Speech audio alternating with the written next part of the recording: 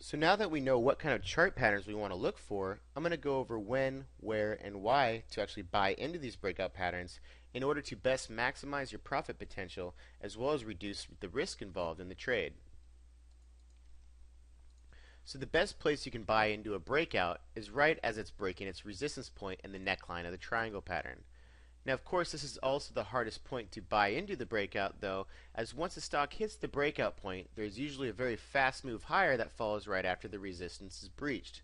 So if you have not identified the potential breakout pattern before it has actually broken out, it can be very hard to get into the stock right as it crosses the breakout point. But if and when you do find stocks that are breaking out, you can bet larger positions here as you are first in the scene and there may be a huge move just around the corner. So if you miss the stock right as it was breaking out, you need not to feel bad about missing the move. Because if this is a legit breakout, then there should be several more days to several weeks of continued upside movement. It's quite often that I don't catch a stock right as it's breaking out of resistance. It may not be towards the end of the day when I run a few scans and notice that these stocks are on the move and are great looking boost breakout patterns. This is still likely a very good potential buy, even though it is some price above the resistance breakout. Although this does create more risk now, because if this is a false breakout, then you have a lot more downside potential than someone who bought at the breakout point. So when buying into a later day breakout, it's often wise not to bet a full position to reduce risk and allow some room to buy on a dip if possible at a lower price. If a stock is already up more than 15 to 20% or so on the day and you're considering buying into the breakout, then you should definitely consider betting a smaller position, as it's likely when stocks make big single day gains, while sometimes this could mean a lot of momentum, it also could mean that this will be very compelling for people to take profits and the stock will fall, which could potentially put you in a bad position if you bought near the top and the stock never comes back up where you initially bought it. Basically, the higher you buy into the breakout, the higher the risk you are exposing yourself to, and the less potential reward available. So don't get greedy and start betting big late in the game. You can't catch every trade perfectly, so be patient and trade the setups that you can catch at the right moments, as timing and entry is extremely important when it comes to trading successfully. Another strategy of buying into breakout stocks is buying in on the dip after the breakout occurs. It is very common for a stock to break out and then the next day profits are taken and the stock dips before it continues to move up. This may happen on the first day or several days to weeks following the breakout. There are three different ways of buying on the dips that I have found rewarding and fairly reliable strategies. That's dip buying at the midpoint of the breakout candle, a dip to the 13 EMA, or a dip back down which retests the actual breakout point. So first we're going to talk about the midpoint of the breakout candle. So buying at the midpoint of the breakout candle is an aggressive dip buying strategy. When I say midpoint of the breakout candle, that's literally what I mean. On the day of the breakout, there is usually a long white candle. I simply mean the middle of this candle is where you could look to buy. In lots of cases, the day or two following the breakout of a stock, it will briefly dip near the midpoint where it is met by a mass of buyers and then rallies off the support line, forming a lower shadow of the candle. The low of this pullback is now a short-term support area. If the low made on this 1 to 2 day pullback is breached, it can also be used as an aggressive stop-loss point, as the short-term buying momentum is potentially gone, and this is potentially a false breakout, though it also may just drop to the next support levels such as a 13 EMA or breakout support before it bounces. So another strategy for buying on the dip is to wait for the stock to pull back near the 13 EMA, which is where it is very common that buyers will be waiting, and the stock will bounce off this area and continue its short-term trend in favor of the bulls. Although buying on the dip can be a little scary and nerve-wracking sometimes, as it's contradictory to the direction you want the stock to be going. You're buying when the stock is falling, yet you're hoping that it goes back up. When you buy on the dips near support, you shouldn't be very lenient with your stop-loss positions, as you're buying at an area where the stock will either bounce off support or it will break down support and continue to move downward. And you don't want to stick around for the bear move if that's what ends up happening. So dip buying should be a low risk and high reward buy, as your stop should be very tight and the upside should be significant. In addition to the 13 EMA, it is very common for a stock to retest the breakout point before it makes any continuation upwards. This is a very strong support level and can be a great buying opportunity. But it is important that price remains above the breakout point. If the stock price drops below the breakout support, the probability of this being a false breakout becomes much higher, and it may be wise to consider exiting your position rather than buying more. Yet this isn't always the case, of course. Sometimes the stock may dip briefly below the breakout point before it bounces, as again, nothing is perfect in the stock market. Another important thing to take note of is that the 13 EMA will most likely be below the breakout point when you're first buying into a stock. So when you first enter a position, your dip buy should only be at the midpoint of the breakout candle and or a retest of the breakout support, because if the breakout support is broken down, this is the potential sign of a false breakout. So typically, the 13 EMA dip buy comes into play once it has broken above the breakout point line. It's very common for the 13 EMA to be right around the breakout point when the stock dips near the breakout point.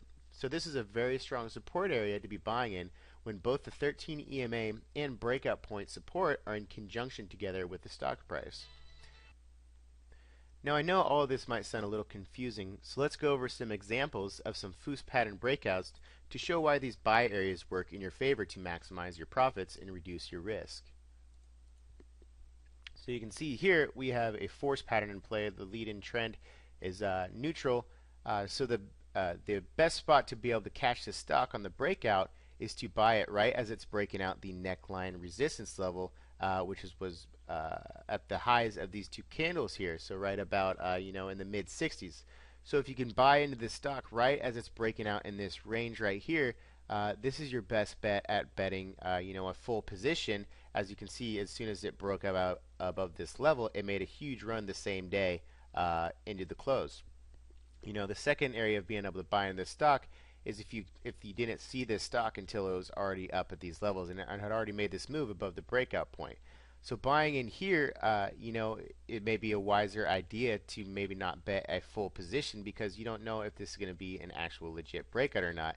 And so you might want to bet a smaller position, giving you a chance to buy later on a dip, or maybe just only be betting with a smaller position, and that's all you're going to trade with. So as you can see here, after breaking out above the breakout point, it made the move, and then about a week later, it actually came back down and started retesting the midpoint of the breakout candle right here, but actually broke down below the middle of this breakout candle and came back down to retest here the 13 EMA as well as near the actual breakout point support here. So you could either have bought in at the first initial breakout point, but then if you missed the initial breakout point, you may have bought in a half position up here and then added more on a dip as it dropped back down near the 13 EMA as well as the breakout point.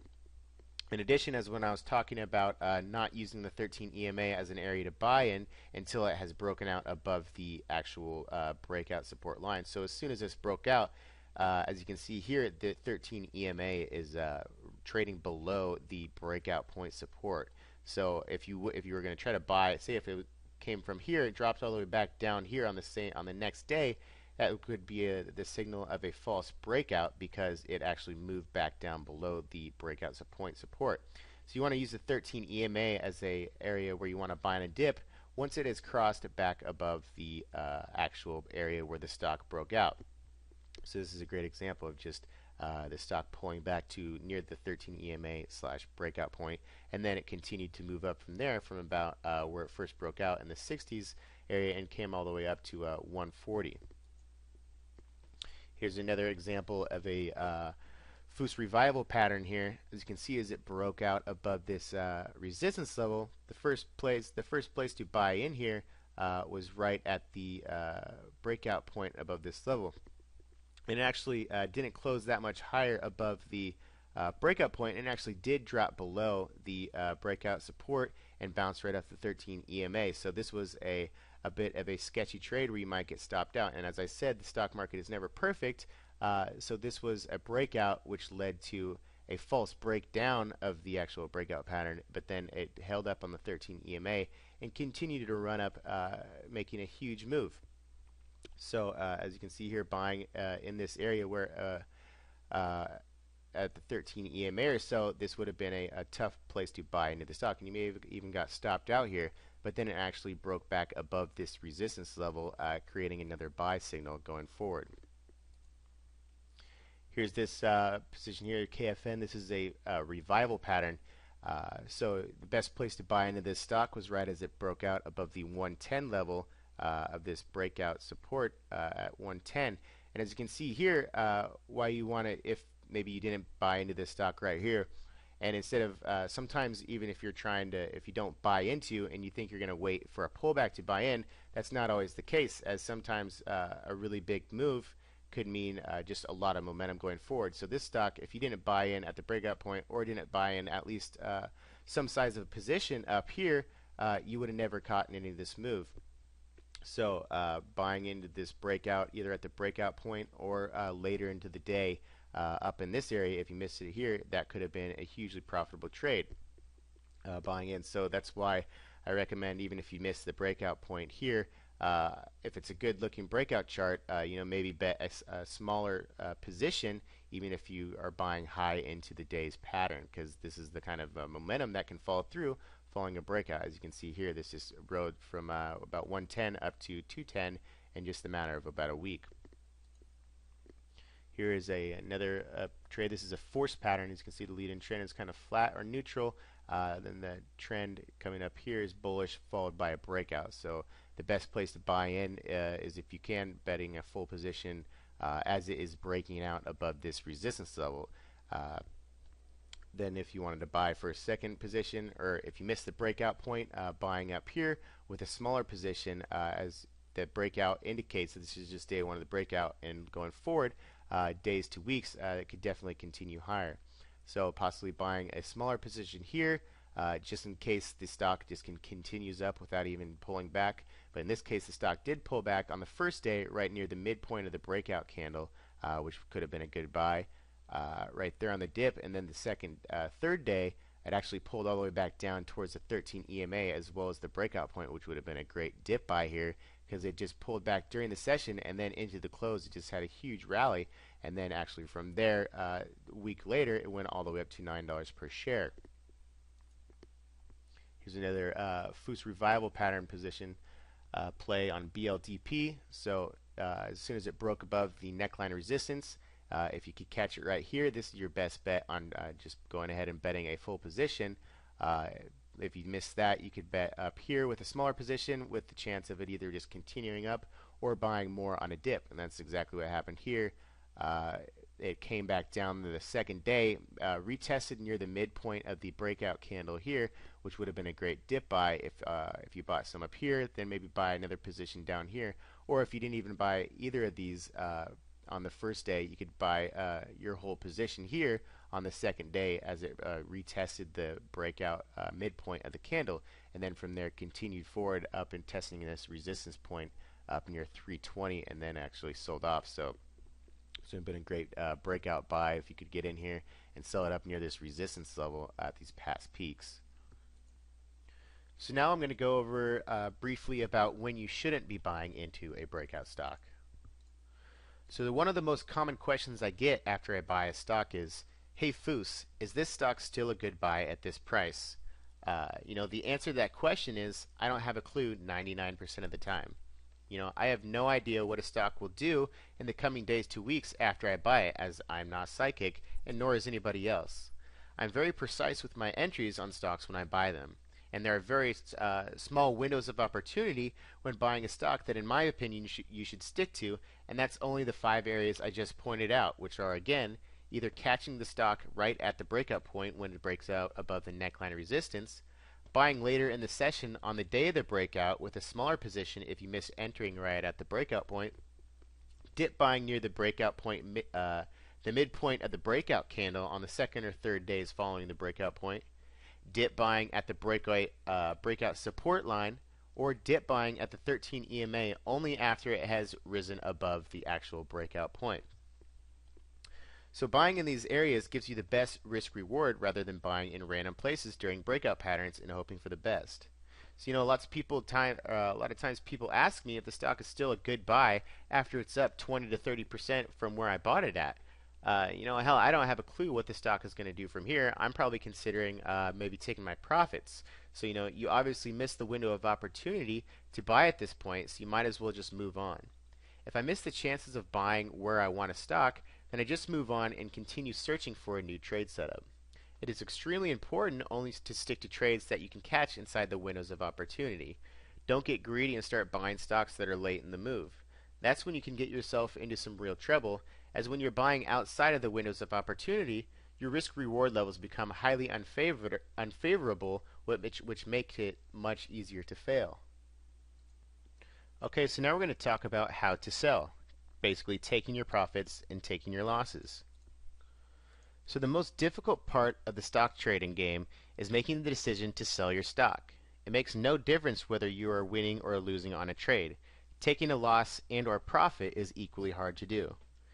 Being able to sell your stock is really the most influential aspect to determining whether you are a winning or losing trader.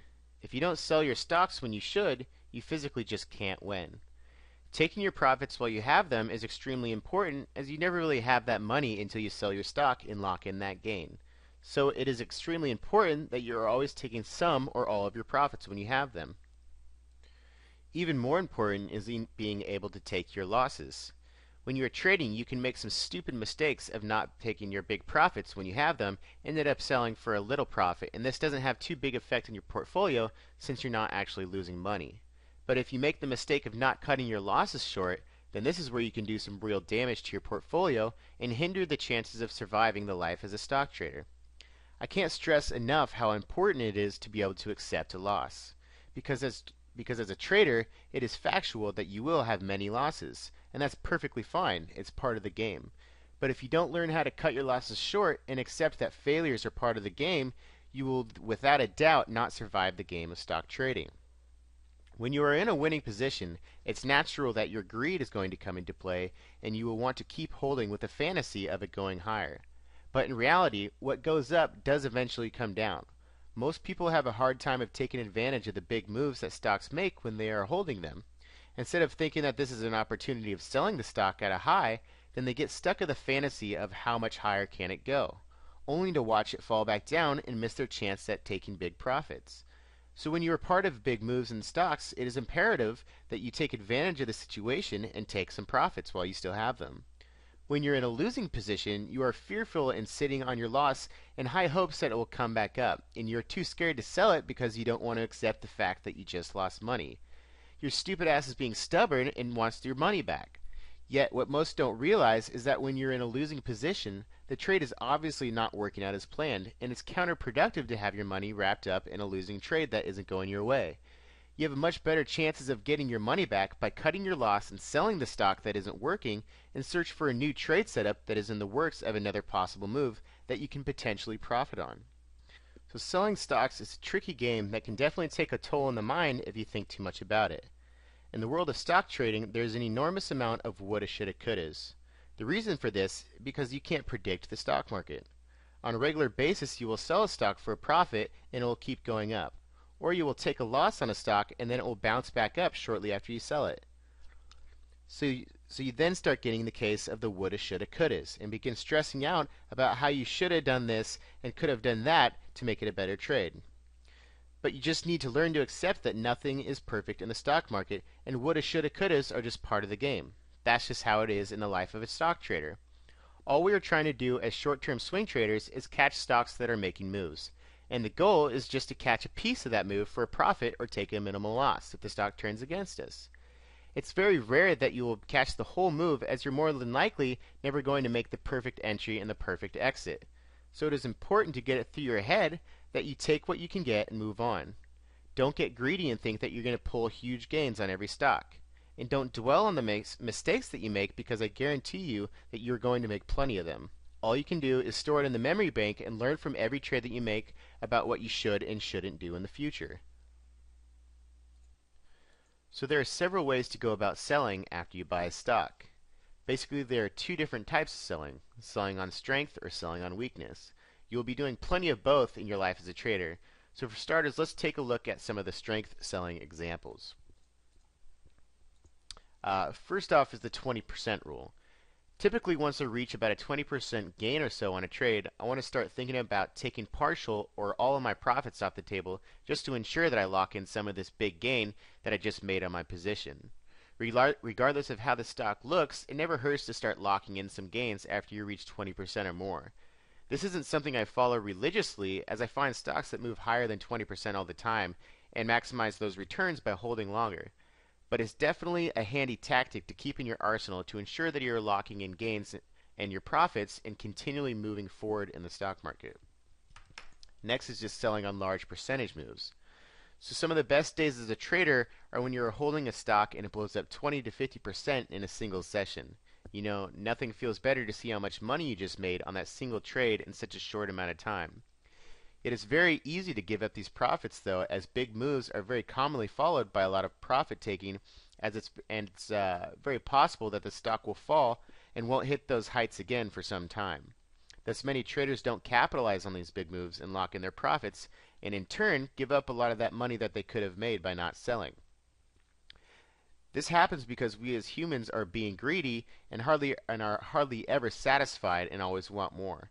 It is extremely important that you're always taking full or partial profits when you catch huge single-day moves to maximize your profit potential. It's extremely difficult to predict what's going to happen next when you're holding a stock that just rallied 20 to 50% or so. It may continue up another 100%, or it may tumble 50% and you never sell it and most of your profits are never seen again. No one can be certain about what happens after huge moves, but you are way better off safe than sorry in the long run. So I recommend taking at least partial or full profits when you catch stocks that make huge single-day moves. In addition to capturing single-day big moves, when a stock that I'm holding makes, a 2 to 3 day in a row large gain, I usually like to take advantage of this move and lock in the quick profits on this strength before massive sellers come in and bring the stock back down. Sure, the stock might only fall a little bit, or maybe it will just continue to run. But maybe it hit its peak, and now it's going to fall back down to where you bought it from, and then your profits are all going to be gone, and you never locked in your profit. So it's important to take advantage of stocks when they are making big moves and lock in as much profits as possible while you still have them. Okay, so now we're going to talk about resistance areas. So one of the easiest ways to set your profit targets is to take profits near reasonable resistance areas. When I say reasonable resistance areas, I mean areas that are feasible in comparison to how far a stock may rally in the next days to weeks. For example, if I bought a stock at $2 per share, and then there was some resistance at $3 per share, and then there was some resistance all the way up at $8 per share, it's a lot more reasonable and feasible that this stock may only run to $3 per share, rather than setting a huge unreasonable profit target all the way up at $8. There are various ways to look at resistance, from horizontal resistance, descending resistance, general zones, and psychological whole numbers. As I had mentioned before in the gold pattern, $1 per share is probably the most significant level of support and resistance in which price can have some of the largest reactions in the stock market. The lower whole number price you go on stocks, the more significant the psychological support resistance will be at those numbers, starting with 1 being the most significant. For instance, stocks trading at $5 and under have very significant psychological support and resistance at their whole numbers, whereas stocks, let's say, from $15 to $30 per share or higher have much less significant support and resistance at each whole number. Once you get above $10 per share on stocks, individual whole numbers become less significant since it's on a larger scale. So multipliers of 5 and 10 times turn into significant psychological areas of support and resistance. For instance, if a stock is trading at $1.50, then the next significant psychological resistance area is going to be $2 per share. But for a stock trading at $26 per share, the next significant psychological support area would be at $30 per share, rather than just being $1 ahead at $27 per share, since the multiplier is by 5 or 10. So $10, $20, $30 per share, etc. will be significant psychological barriers to breach. And within those barriers, times 5 multipliers will also have influence as well, yet slightly less significant at $15, $25, and $35 per share. Just note that the lower price stock, the more significant the whole number psychological support and resistance becomes. So while trading, definitely take note of the significant levels of psychological support and resistance areas where you may want to consider locking in some profits just in case the stock halts at these levels. As well, remember that the stock market is not a perfect world. it is very volatile and unpredictable. So when a stock is trading at $1.50 and the next strong whole number resistance or profit target is $2 per share, this just means that the median resistance level is at $2. So you need to consider that the stock will, will more so find resistance in a range around the $2 area rather than just exactly at $2. So you consider your profit target area maybe in the range of 185 to 215, which is a more feasible area than to just pinpoint an exact number at $2.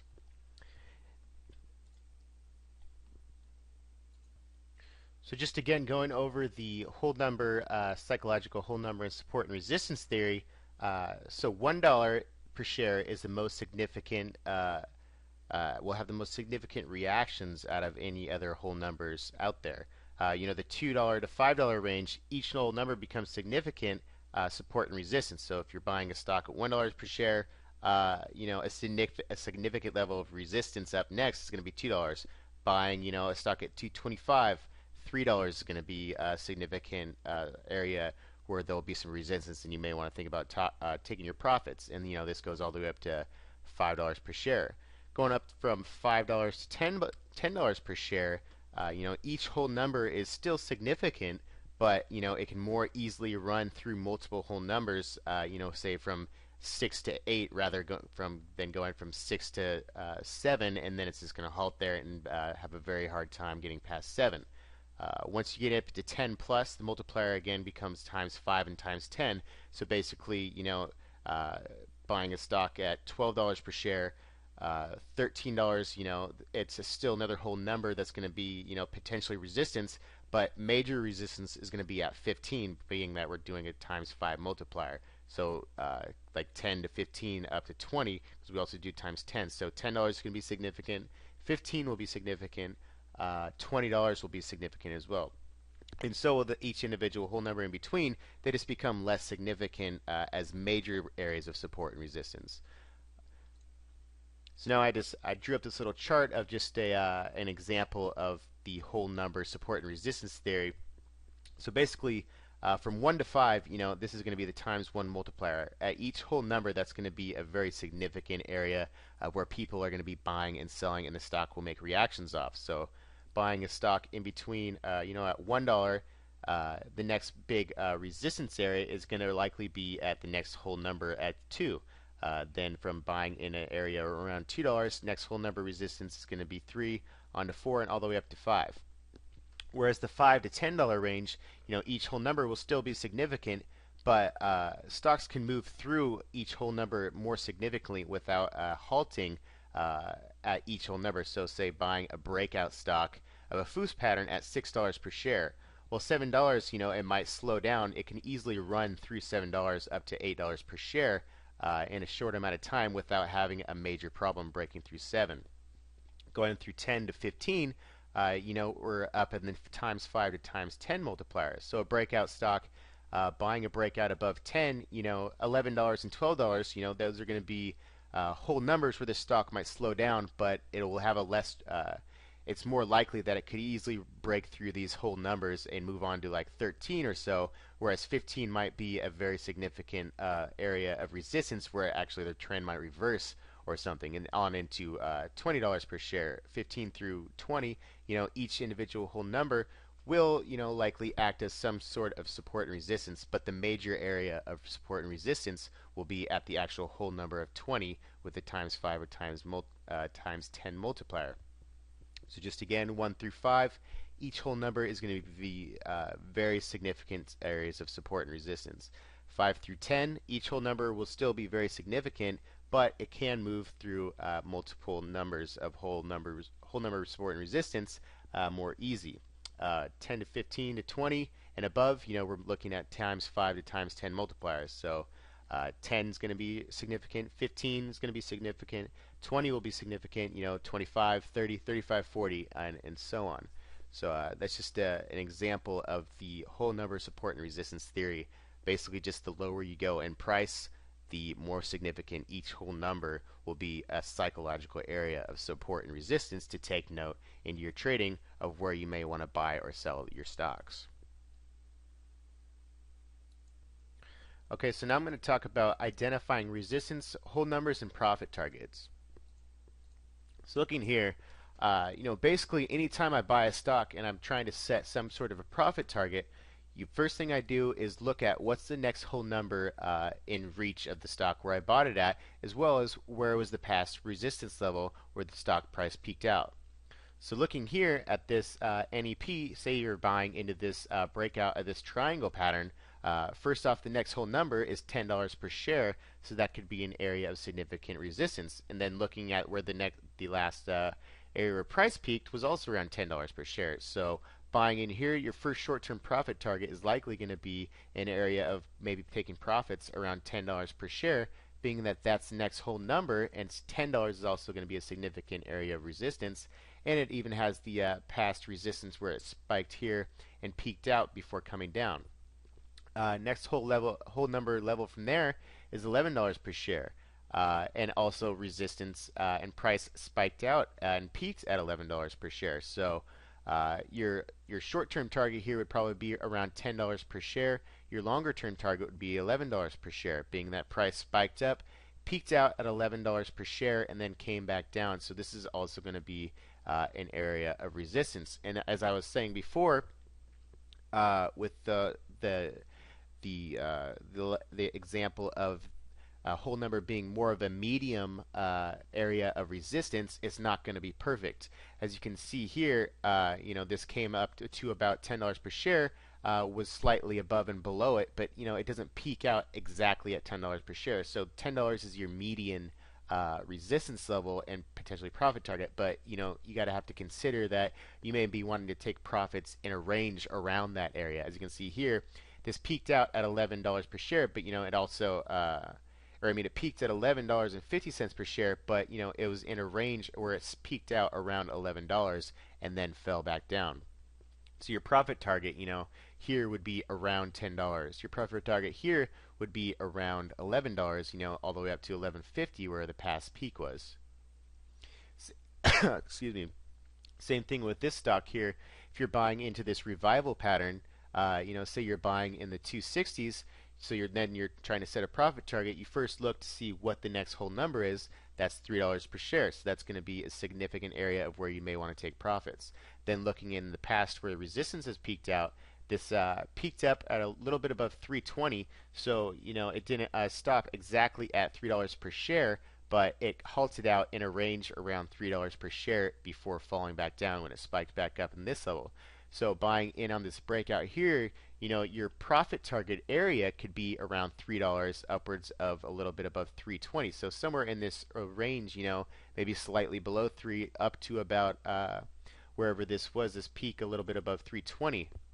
So you can't really, it's hard to set an exact profit target. You have to look more like where's going to be your profit target range of where you may be wanting to consider taking your profits, and that's exactly what it is here. So basically, again, you're just looking for what's the next whole number and where's the past spike in price where resistance held up, and so it's the $3 range where the next whole number is, and this peaked out just above 320. So in this range from about a little bit below $3 up to a little bit above 320 is your profit target area for short-term gains.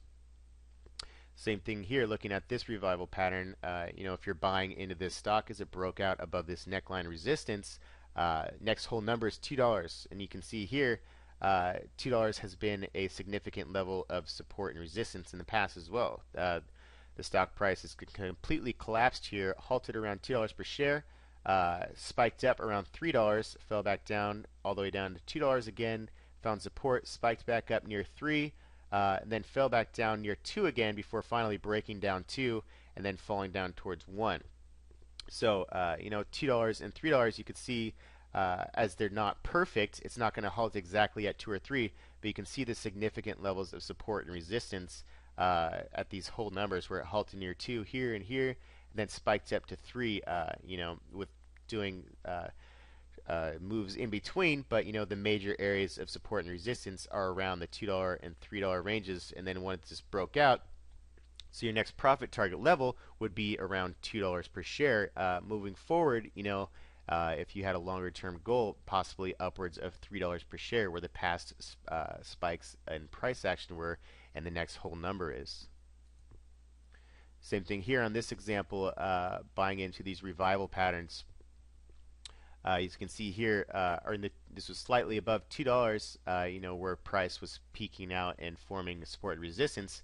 A little bit below 220, so pretty much in between $2 and 220 is a solid range of where support and resistance has been.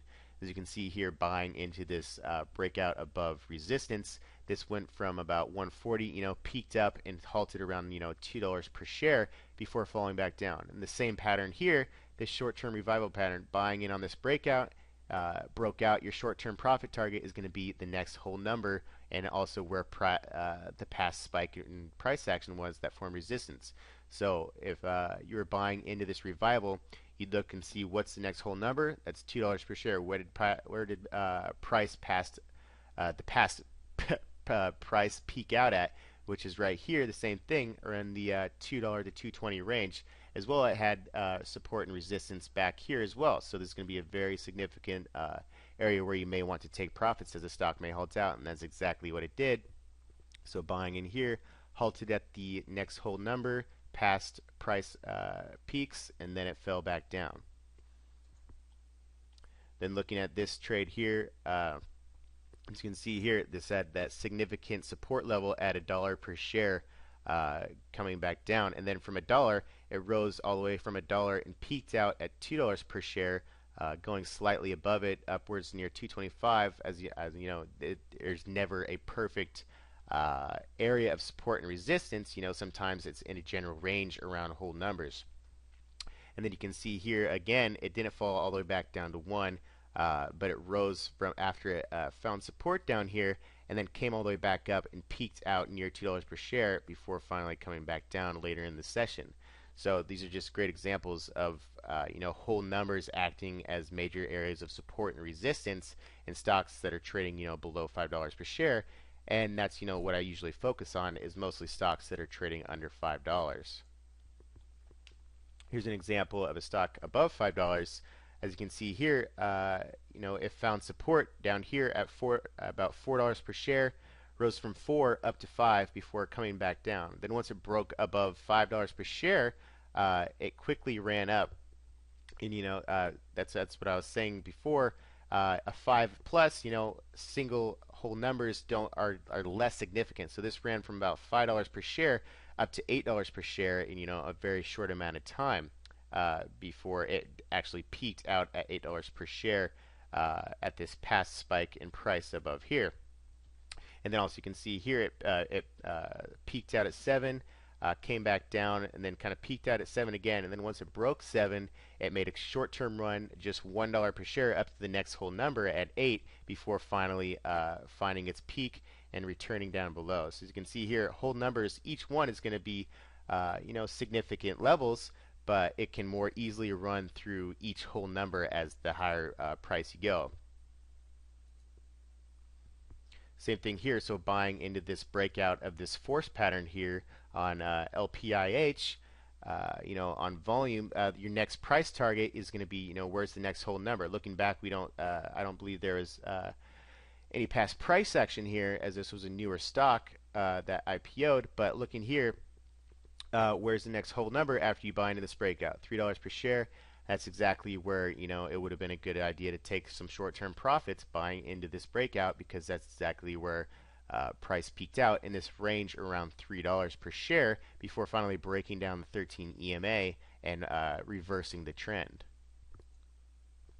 Same thing here. This is an example of a gold pattern. As soon as that broke that $1 resistance level, which is very significant, just 1, 2, 3, 4 or 5 days, and this rose all the way up to $2 per share, or just slightly below it. And as soon as it reached $2 per share, it peaked out at that whole number resistance. So it served as very significant resistance, being as it's just one level up above $1. And it found that resistance level, and that's where it peaked out. So just another great example of where whole numbers come into play on low price stocks. And you can see after it peaked out at 2, came all the way back down, and then found support again at $1 per share and had a very significant reaction of support here and bounced back up. So now looking here, this is a perfect example of a force pattern in a higher price stock. So you can see here as this price was moving up, it peaked out at $9 per share, then peaked out at $9 per share again here. So then we have this neckline resistance formed. Then it actually rallied again. It kind of peaked out and failed to break above 9. But then the second day, it actually broke way past 9 here. And then from about $9 per share, it just ran all the way up to $13 per share.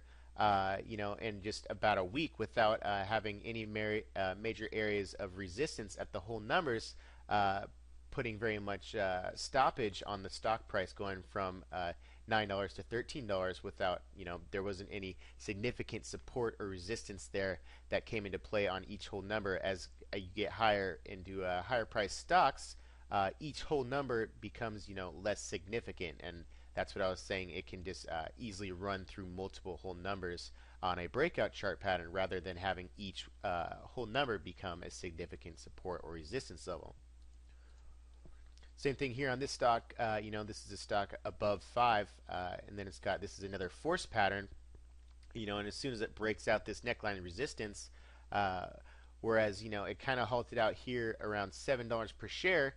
But it didn't make any significant stops or hold up in price movement at these whole numbers. Buying into this breakout pattern, at $6, $7 could be a short-term price target because that's the next whole number. But this ran all the way up to $9, 2 days later. So just another perfect example of whole number resistance being less significant in the higher price stocks you go. But it's also in addition, still areas where you want to look at as potential profit targets. As this peaked out exactly about at $9 per share. This was peaking out at $7 per share. But it also continued running up. But these levels served as very short-term resistance levels, but they were easily broken if you had some patience to hold on to this stock. Now, opposite of selling on strength is obviously selling on weakness. So first we are going to talk about areas where you should consider setting your stop loss point right after you buy into a stock. So knowing where to set your stop on a stock after you buy it is a very tough decision to make that people ask me on a regular basis. There's really no correct answer to this question, as stocks are completely unpredictable, but stocks tend to react to certain areas in which become places where you can set your stop loss once you buy into a stock. There are typically 3 areas which is where I choose to set my stop loss on a stock right after I buy it. It really depends on how I feel about the stock and how lenient I feel about being with my stop level. There are 3 areas that I choose from that are based on how aggressive I want to be with my stop loss point. These stop areas will be very familiar to you, as these are the same areas that I consider buying on a dip. But in light of stop loss points, each time these areas are broken down, it potentially means that the stock will continue to fall, and you may want to get out of your position. So the most aggressive stop loss point would be the midpoint of the breakout candle. Just as this is a place where you can buy a stock on a dip, it can also be an aggressive stop loss point if you bought a stock on a breakout in the upper end of a large move. If a stock begins to blow past the midpoint support of the breakout candle, then this may mean that this is in fact a false breakout, and price will possibly continue heading lower from here. If a stock closes below the midpoint of a breakout candle, it is also known as a bearish cloud cover candlestick, which indicates a possible short-term trend reversal. Thus, this can indicate that price may continue to sell off to the next support level. Setting a stop at or near the midpoint is a very aggressive stop loss point that will ensure you to cut your losses short. But you may miss out on many opportunities on big profits because you were too aggressive with your stop loss level and didn't allow more time for the stock to play out. Next up is passive-aggressive area of setting a stop loss at the breakout point. So when you first buy into a stock, you could set your stop on the sitting at the breakout point. This is a very typical area where you can set your stop loss for your new trade that you have entered. As when you bought into the stock, you did so because it broke out of a resistance point, which created the buy signal in the first place. Now that price action is above this area, that breakout point can now become a very strong support area.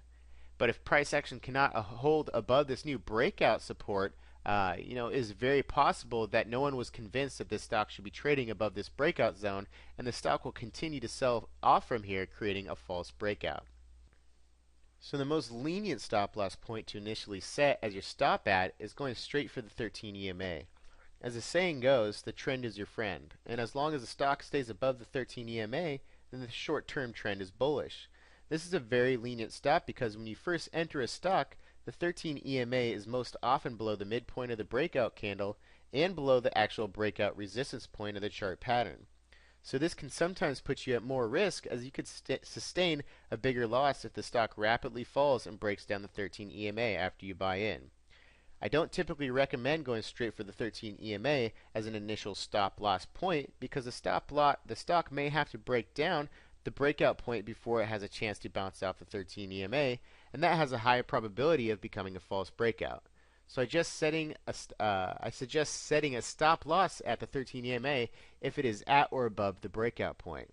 Or set your initial stop at the breakout point until the 13 EMA passes above the breakout point, and then you can follow the 13 EMA as your stop loss from there.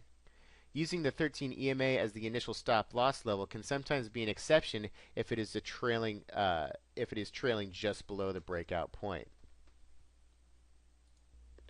Okay, so now I'm just going to go over a few examples of setting an initial stop level after you buy into a stock. So say you're buying into this force pattern here on AENY as this broke out above this neckline resistance just below $5. So the neckline support level is going to be at this line here where these past peaks were and price stopped out. So if price drops below this line, that's an indication of a false breakout as price couldn't be held up there. In the midpoint of this breakout candle is also right about where this actual neckline support is. So the neckline support as well as the midpoint breakout support are both almost about the same level here on this stock. So if price drops below this level, that's a good spot where you would want to set your initial stop as that would indicate a false breakout.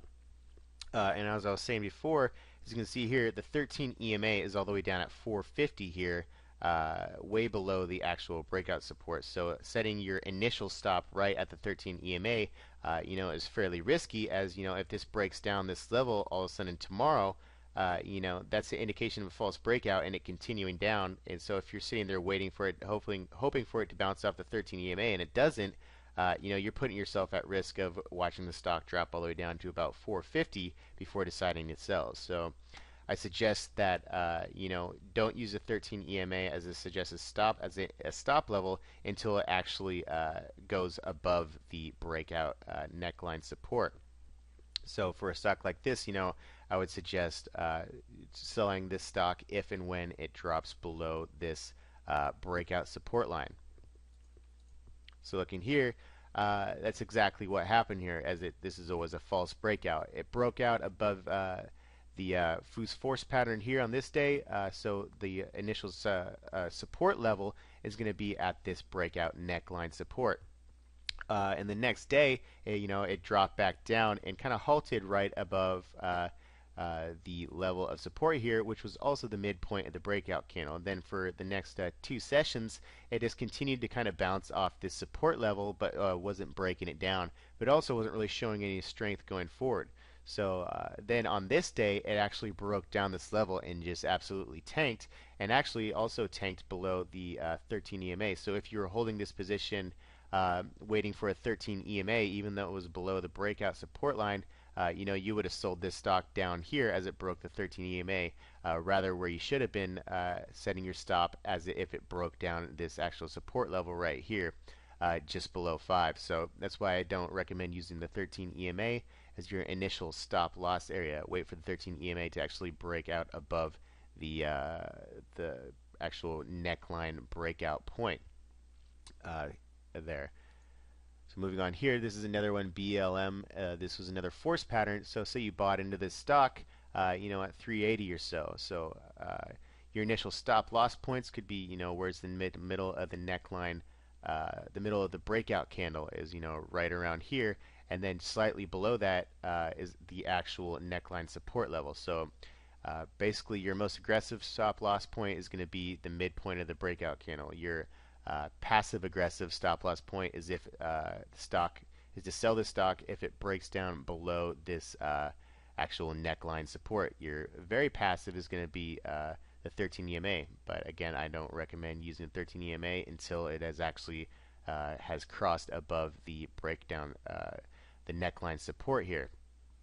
So moving forward, you can see here that price actually dipped, right near the midpoint of the breakout candle. It actually didn't even come back down and retest the breakout support. So it wasn't until this day here that the 13 EMA crossed above the actual neckline breakout point. So after it crosses above the breakout point, that's an area where that's when you can actually start following the 13 EMA, because the stock is actually moving up and looks like it could be trending now along the 13 EMA following the breakout.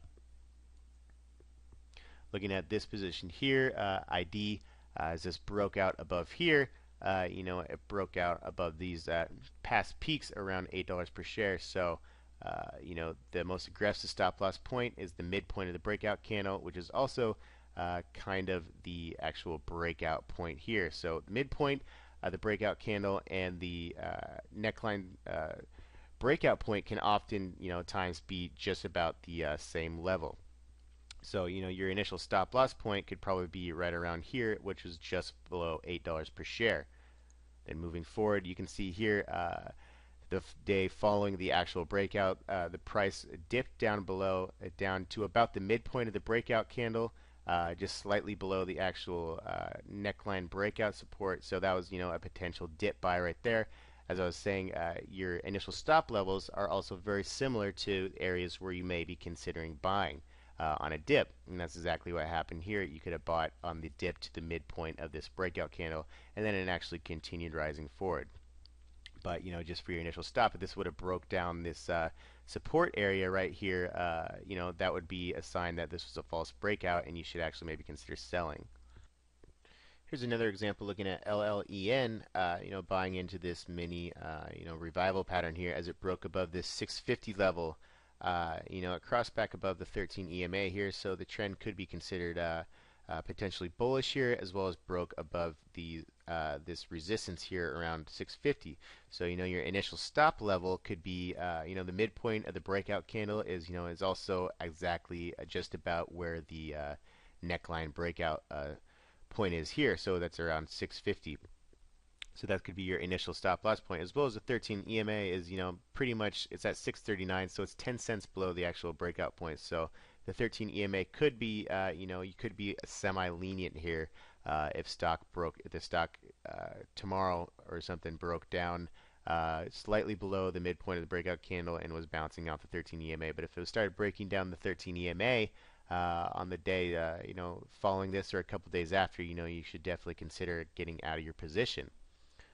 But looking forward, as you can see here, moving out to the days past this breakout, the first couple days, it didn't really do much, and then on this day, it actually had an intraday sell-off where it sold off and bounced off right about the midpoint of the breakout candle, which was also the neckline breakout support, which was also held up by the 13 EMA was sitting right there. So it was like a triple area of support that held up very strong, and actually the next following days it pushed up to this next level of resistance here at $8 per share. So this is another good example of using whole numbers and as well as past peak price as your profit target. So buying into this stock, you'd want to buy into this as it broke 650. So you would set your stop loss on a move below this breakout support here at 650. And you'd set your your profit target probably around $8 per share. As you can see, this peaked out actually at $7 per share, this whole number. But we're not looking for 650 to 7. The next whole number area that we'd be looking for is also where the past price peaked out up here about $8 per share. So that's exactly what kind of move this produced here on this breakout above 650. Came back down, had that first dip to the 13 EMA, which is a potential dip buy on the first retest of the 13 EMA, and then from there rallied up to $8 per share, which is the next significant whole number area, and also in conjunction with the past price peak resistance out here at $8 per share, and then it actually rose up another dollar per share to 9 before it actually peaked out. So it's a great example of setting your stop loss initial point, looking forward to the future whole number areas where you could set your profit target, as well as looking at the past price peak resistance of potential profit target area. So in a range around $8 per share from buying into the breakout at 650. Here's another one, SBGI. This is another force pattern. As you can see here, price is peaking up, peaked up here on 525, then finally broke out on increased volume here. So that's your buy signal to buy in as this broke out above this neckline breakout point. From here, you'd want to set your initial stop loss point if it moved below this neckline support, which is also, in this case, the same thing as about the midpoint of the breakout candle. And the 13 EMA, is slightly below it, down at 506. So you want to wait for the 13 EMA to cross above the neckline breakout point before using the 13 EMA as your stop loss point. So here, you'd probably want to sell if the stock moved below 525 initially. So moving forward, as you can see here, this broke out, and then the following days here, this actually broke down below 525, kind of retested the 13 EMA, and then was just kind of weak for the next week or so, and then actually peaked up again and broke out, but then turned out to be a false breakout again. So once this broke down the 13 EMA, as I was saying before, once price breaks the 13 EMA, it either kind of reverses the trend or puts a halt or slowdown in the trend, and that's exactly what happened here. As soon as this wasn't able to continue up from here and kind of got this sketch price action around the 13 EMA, it just kind of was a flat trade, and then actually was continued to break down here down to 478. So here you'd probably want to sell. You'd probably get stopped out, or I would be getting stopped out in this level as it broke down below this neckline support area. So obviously we need to start out with an initial stop loss area. But once the stock starts moving up away from that initial stop loss point, we need to set a new stop loss area that's at a higher level. So in the case we did not take advantage of the strength and didn't lock in our profits at a high point, we then need to follow certain rules and strategies to take our profits while we still have them if the stock continues to decline off of its highs and starts giving us sell signals. So now we're going to talk about bearish top reversal candles. So once you have been holding a stock after it has made several large day move, it is a good indication of a possible stop when the stock is halted by a bearish top reversal candle. Candlesticks aren't the most reliable indicators, but they can definitely help when you're trying to call tops and bottoms of moves. Yet this isn't always the case, as many times a stock may blow up the next day following a bearish reversal candle. As anything and everything can and does happen in the stock market, despite what technical indicators may be telling you. It is also important to remember that bullish and bearish reversal candles are much more significant when they form at resistance or support levels. The most important candles to take note of are dark cloud covers, shooting stars, dojis, and bearish engulfing candles. So if you don't know what a candlestick is, basically each day in the stock market of price action, one day is a candle, where white candles are days when the stock went up, and black or red days are days when the stock went down. So basically, the lower body of the candle, this line here, is where the stock opened. The upper body on a white day of the white candle is where the stock closed. And then most often there's going to be a lower and upper shadow. And that's just basically during the session, the stock may have rose to this level during the session, but actually came back down in the close and closed here.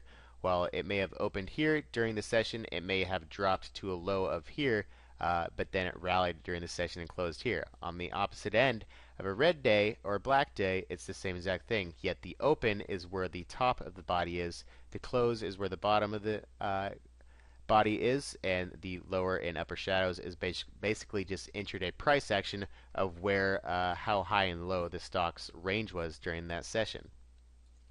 So looking at a couple examples of bearish top reversal candles, first off is the dark cloud cover. This is considered bearish Basically because it drops below and closes below the midpoint of a strong white candle. As I said before, an aggressive stop loss point is if a stock drops below the midpoint of a breakout candle, or any candle for that matter, because it's actually what is known as a short-term reversal candle according to candlesticks called the dark cloud cover. So if a stock drops the following day and closes below the midpoint of a strong white candle, that's actually a dark cloud cover candlestick pattern, which is an indication of a bearish reversal. Next is a doji star. Basically, a doji star is usually a gap up above a strong candle here, but there's not much action up or down, so the range is typically lower. There's not much price action going up and down, and the opening and closing price is at or around the same price. So if a stock opened at $10 per share and it closed at $10 per share and it had a high of 10.25 and a low of 9.75, that would be considered a doji star candle.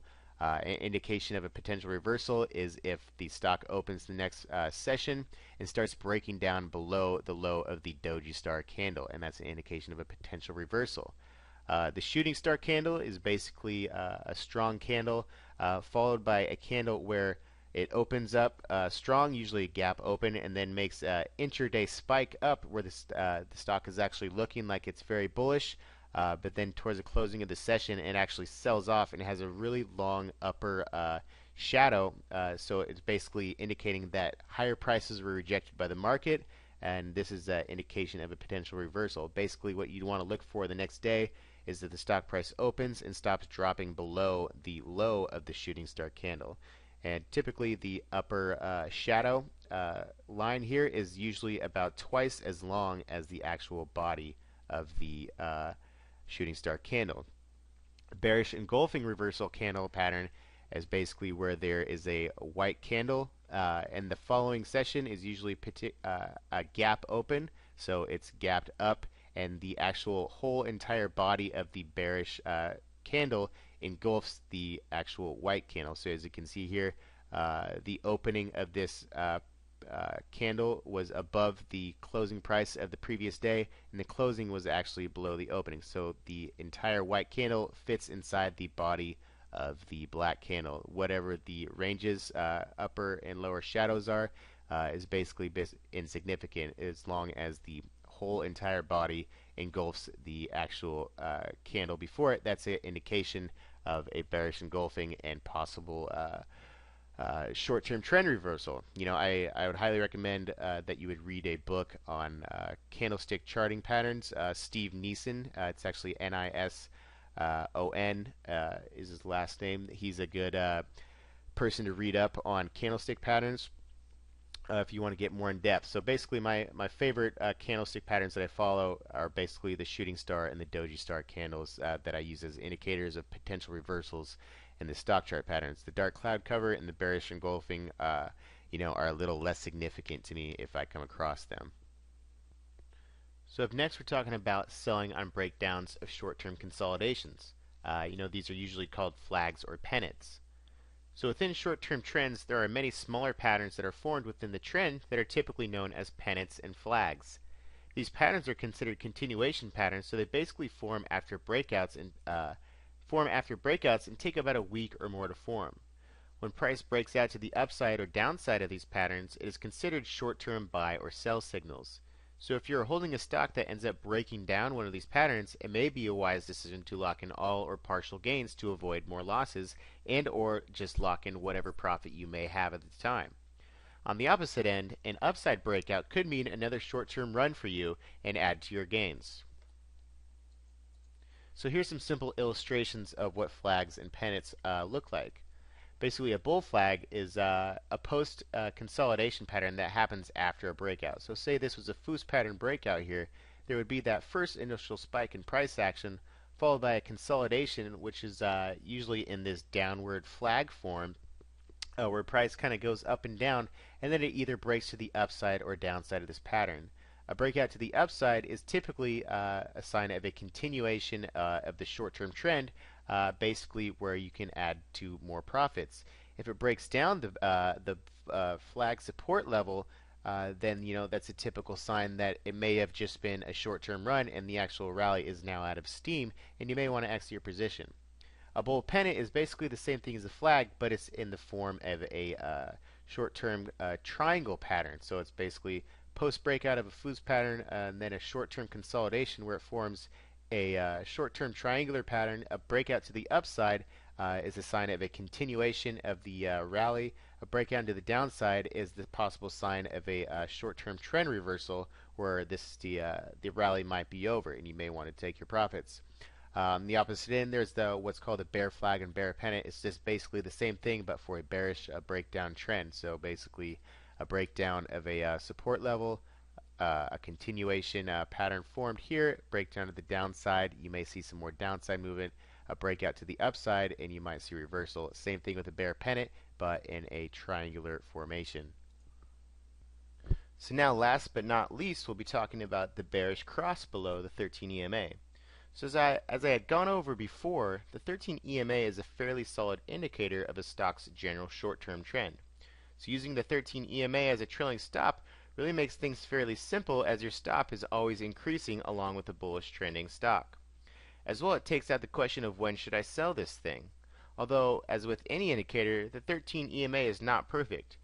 So sometimes price may cross below the 13 EMA during the session, but then rally back up and not actually close below the 13 EMA, which indicates maybe a false breakdown. So sometimes, rather selling instantly as the stock crosses below the 13 EMA, you should wait for confirmation of price looking to close below the 13 EMA at the end of the session if you're feeling a little bit more lenient about holding on to your position. Okay, so now we're just going to go over a couple examples of using the 13 EMA, bearish candlesticks, as well as pennant and flag formations. So as you can see here, we had this first initial breakout on volume, which indicates a possible new short-term trend. As you can see here, this stock rode the 13 EMA, retested it for the first time. That retest on the first retest of the 13 EMA is usually a good spot to buy in a dip, and that's exactly what happened here. This continued higher, but actually when you come up here, you can see that this formed this pennant formation here, and it actually broke down the pennant on this day while still not closing below the 13 EMA and actually bouncing here. But as I said, the higher the price gets above the initial breakout point before, the more likely the chances of it possibly breaking down the 13 EMA. And then it also did the next day.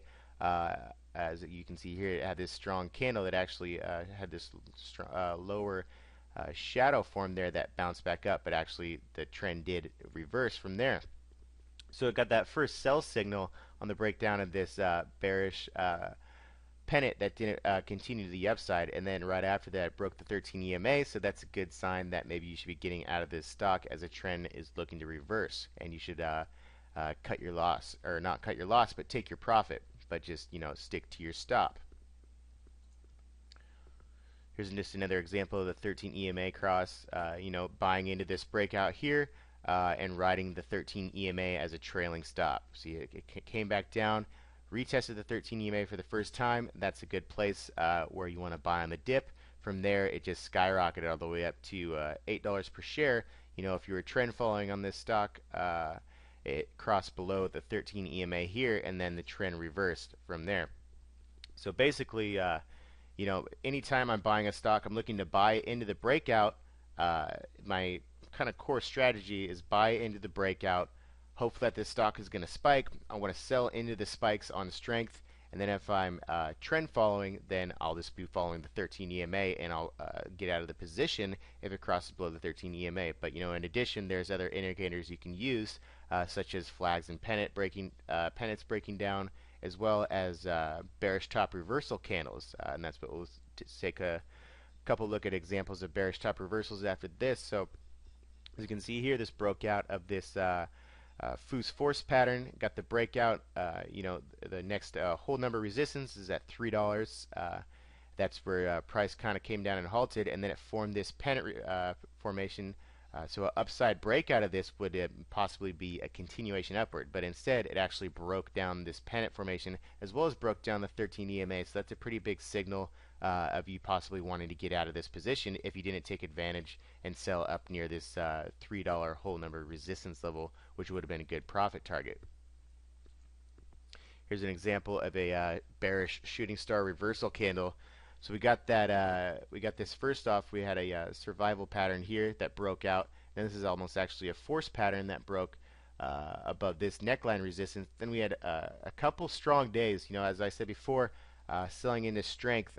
If I came across this, if I was trading this, and I had two or three, you know, several really strong days, you know, that's a pretty good indication that this is going to blow off, have a blow off top at some point in reverse. So you want to take advantage of holding stocks that make these multi-day gains and take your profits. And then on this day, it actually halted out here at you know, the $5 resistance hold number area, which is a pretty significant resistance level, as well as formed a bearish shooting star candle.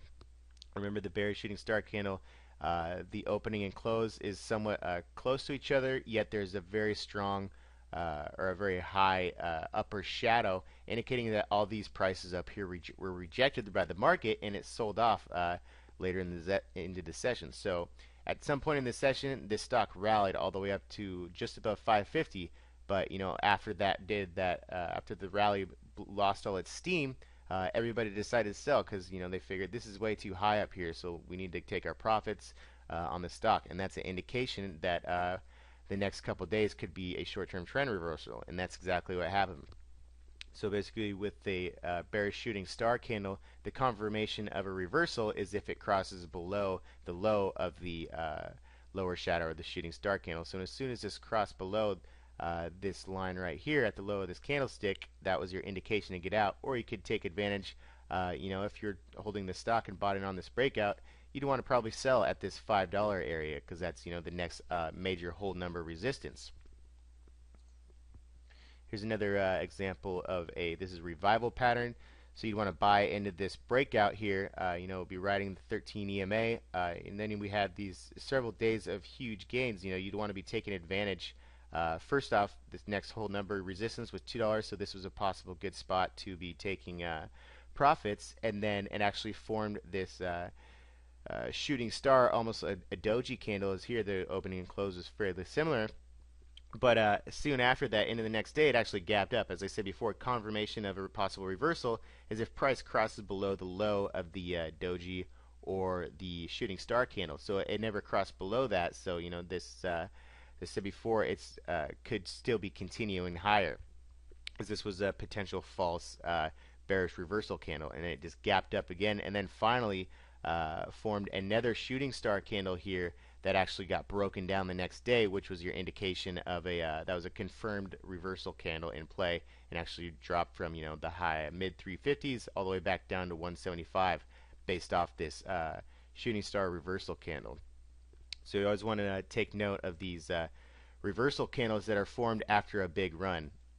That it could be the possible reversal, and then confirmation of it being a potential reversal pattern is if it breaks down below the low of the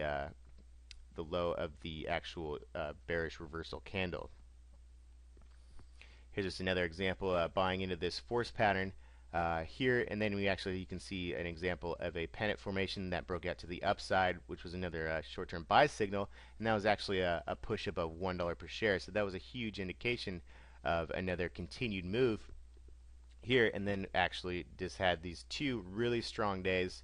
This had this upper extended shadow, which was also a bearish signal, then followed by a bearish doji star candle, which actually got closed below the low of the candle on this day, of this red day. So that's an indication of a possible reversal right there, and that's exactly what happened. It sold off and then finally broke down the 13 EMA and can reverse the trend.